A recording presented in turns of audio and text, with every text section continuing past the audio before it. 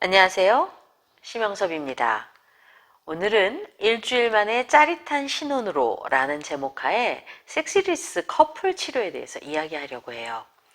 일단 다음에 통계를 한번 들어보시죠. 대한민국의 기혼 부부 중 4명 중 한 쌍이 한 달에 섹스를 1회 이하로 하는 섹스리스 커플이라고 합니다. 결혼한 부부라면 대략 한 30%에서 40%가 사실은 섹스리스 커플로 살고 있다는 통계이죠. 그렇다면 섹스의 배타성이나 또 배우자와의 섹스를 원 없이 하는 것이 결혼 생활의 핵심이기도 한데 섹스리스 커플이 되는 것은 무슨 이유 때문일까요?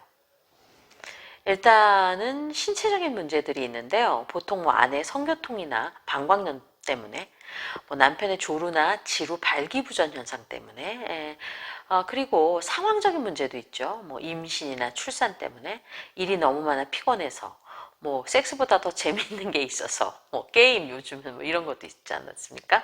다양한 이유로 섹스를 하지 않게 되는 것이죠. 더 나아가 남편이나 아내가 나이가 들면서 이제 비만이 되고 또 배가 나오고 이러면서 또 대머리가 되면서 어떤 성적 매력이 더 이상 느껴지지 않아서 섹스리스 커플이 된다고도 이야기합니다. 그런데요, 섹스리스 커플 하면 흔히 하는 오해들이 있어요. 섹스리스 커플은 전혀 어떤 성생활도 누리지 않는 것일까요? 여기서 어떤 오해가 생겨나는데요. 제가 이제 부부 상담을 해보면 섹스리스 커플은 흔해요. 아까도 말씀드렸듯이 한 30%, 40% 됩니다. 근데 자위부터 성매매, 숨겨둔 섹스 파트너, 유흥업소 출입 등등 섹스를 전혀 하지 않는 개인은 거의 없다고 해도 과언이 아닙니다. 이 말은 배우자에게 실증이 났거나 배우자와의 성관계가 시들해졌을 뿐 개인으로서의 성적 욕망은 쉽게 사라지지 않는다는 것이죠. 이런 관점에서 본다면 섹스리스 커플은 섹스리스가 문제가 아니라 따로 성을 즐기는 부부로 새롭게 정의할 수도 있을 것 같습니다. 만약 별다른 노력 없이 살아간다면 시간이 흐를수록 부부간의 성적 매력도는 반드시 떨어지게 마련입니다. 이는 심리학적으로 보자면 상대의 성적 자극의 습관화, 즉 헤비추에이션 되는 현상 때문인데요. 습관화 현상은 동물들에게도 똑같이 일어납니다. 수컷 동물들이 시간이 지날수록 성적 횟수도 줄어들고 성적 반응이 느려지는 것이죠. 실제로 생쥐, 몰모트, 젖소, 물소, 고양이 등 여러 동물로부터 증명되는 현상이기도 합니다. 반대로 성적으로 신물이 났던 수컷이 성적으로 새로운 파트너를 찾는 현상 또는 성적으로 반응이 없었던 남성이 새로운 파트너를 만나게 될 때 성적 행동이 복원되는 현상을 쿨리지 이펙트라고 하는데요. 어디서 유래를 했을까요? 어느 날요, 쿨리지 대통령이 부인과 함께 워싱턴 인근의 그 정부 농장을 방문했다고 합니다. 이 양계장 옆을 지나는데 수탉과 암탉의 교미 장면이 있는 거예요. 그래서 영부인이 농장 주인에게 수탉이 하루에 몇 번 정도 일을 하냐고 물어봤어요. 그랬더니 농장 주인이 하루에 한 12번은 자기 일을 한다라고 대답을 했습니다. 영부인이 그러자 그런 사실을 우리 집 양반에게도 좀 말해줘요 라고 부탁을 했다고 합니다. 그런데요, 이어서 쿨리지 대통령이 수탉의 이 놀라운 정력에 대한 이야기를 듣고 농장 주인을 찾아가서 수탉들이 매번 같은 암탉만 상대를 하느냐고 물어봤습니다. 농장 주인은 호들갑을 떨면서 이렇게 대답했습니다. 아닙니다. 매번 상대하는 암탉이 달라져요. 쿨리지 대통령은 빙그레 웃으며 이 사실을 우리 집사람에게도 좀 알려주십시오 라고 말을 했다고 합니다. 심리학적 관점에서 보자면요, 부부간의 성은 어떤 의미를 지니고 있을까요? 일단 심리학자들은 부부간의 성을 단지 쾌락을 느끼는 좁은 의미의 성으로만 정의하지 않습니다. 부부간의 성은 때론 정서적 다툼을 무마하는 무기로도 사용이 되고요. 때론 육체적 의사소통을 하는 도구로도 사용이 됩니다. 또한 아내와 남편은 각기 자기가 여성 혹은 남성이라는 성적 정체성을 확인하는 데도 성이 굉장히 중요한 요인이 되죠. 따라서 심리학자들은 부부간에 감정적인 틈이 있는 경우, 말을 안 하는 것 같은 감정적 이혼과 함께 육체적인 이혼, 즉 성관계의 영향을 받아 섹스리스 커플이 되는 경우가 많다고 봅니다. 즉 쿨리지 이펙트처럼 놔두면 성관계 자체가 시들해지는 데다가 정서적 이혼을 하게 되면 더욱더 섹스리스의 문제가 심화된다는 것이죠. 심리치료사 타나 테니사는 섹스리스 커플의 실제적 원인은 한쪽은 너무 바쁘거나 무관심하고 한쪽은 감정이 너무 많이 상했거나 거절당하는 문제, 즉 커뮤니케이션의 문제라고 주장을 하고 있습니다. 자, 그렇다면 더 구체적으로 섹스리스 상태를 극복하기 위한 어떤 방법들이 있는 것일까요? 첫째, 우리 부부가 왜 섹스리스가 되었는지 서로 공동으로 파악하고 합의를 해야만 하는 과정이 필요합니다. 그리고 어디까지가 서로 성적인 만족을 얻을 수 있는 성적인 행동인지를 또한 합의를 해야 하죠.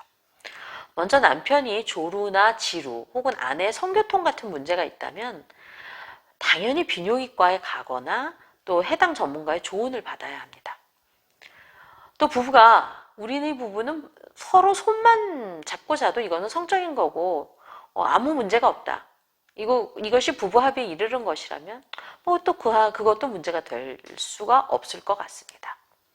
하지만 섹스리스 커플이면서 서로에 대한 불만을 겉으로 전혀 표현하지 못하거나 내면에는 성에 대한 갈망이 있는데 우회적인 방법으로 혹은 배우자 바깥에서 성행동을 추구하거나 성적인 불만을 억압하고 표면적으로는 아무 문제 없는 것처럼 합리화하면서 살아간다면 그것은 우리 부부의 성에 대해서 다시 한번 생각을 해보아야만 하는 시점인 것 같습니다. 둘째, 상대방의 심층적 욕구와 나의 심층적 욕구가 우리 부부의 섹스를 통해 해결되고 있는가? 라고 질문하고 이 문제와 직면을 해야 합니다. 성은 표면적인 의식적 욕구보다는 심층적인 무의식적인 욕구와 직결되어 있습니다.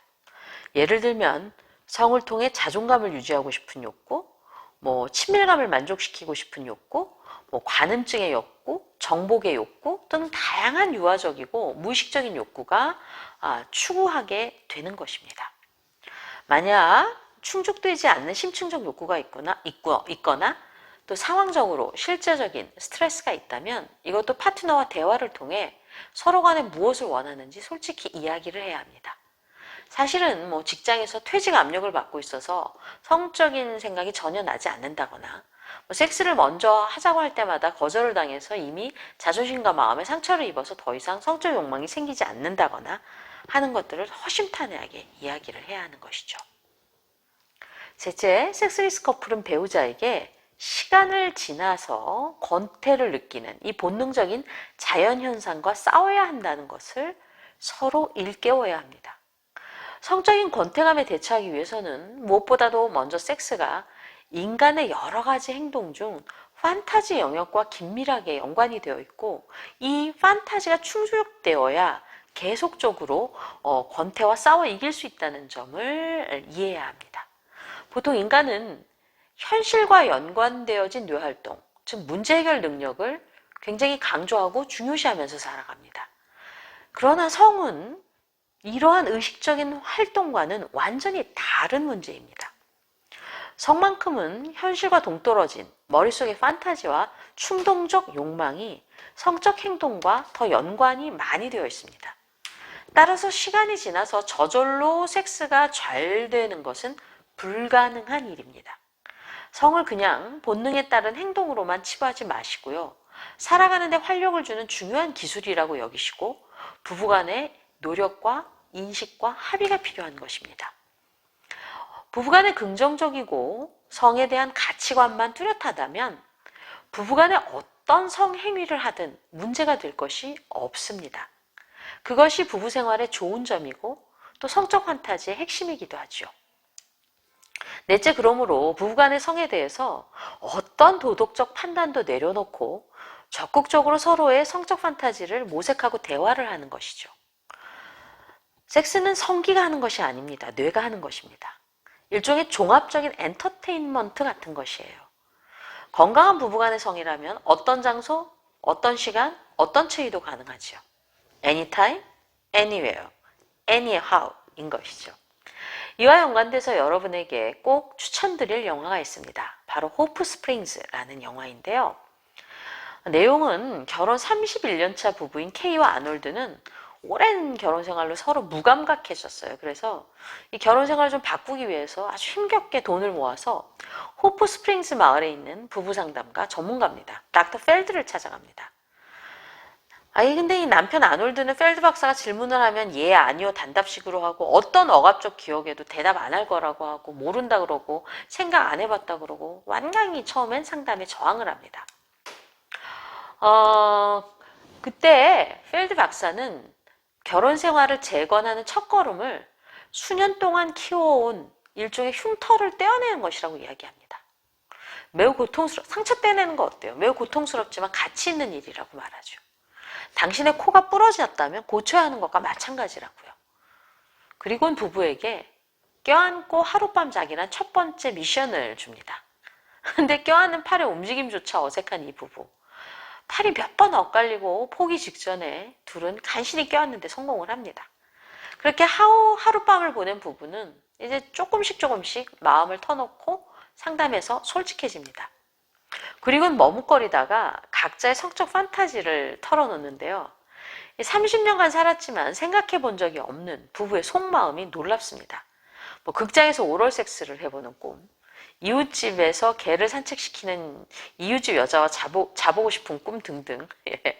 그러면서 이들은 서로가 정서적으로 뿐만 아니라 성적으로도 서로를 소외시켰음을 깨닫게 되죠. 그리고 내면의 깊은 외로움을 견디고 있었다는 것을 알아가게 됩니다.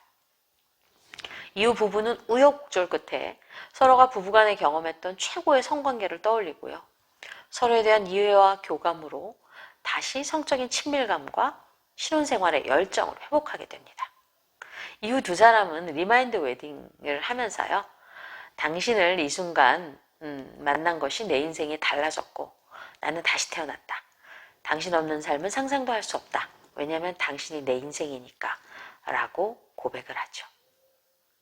예, 육체는 정말로 강력한 접착제입니다. 관계의 접착제입니다. 새끼 같은 아주 관능적인 영화들 혹은 호프 스프링스 같은 섹스리스 커플을 다룬 영화들은 인간에게 성적인 행동, 더 나아가서 성적인 대화가 얼마나 관계에 대한 접착력을 갖게 해주는지 깨닫게 하는 영화들이죠. 음식, 성, 잠 이런 것들은 모두 즐길 만한 인생의 낙이지 않습니까? 그러니 어떠십니까? 오늘 밤 여러분 즐거운 침대놀이를 위해서 기꺼이 마음을 열고 부부간에 적극적인 마음의 투자와 또 노력을 해보시지 않으시겠습니까?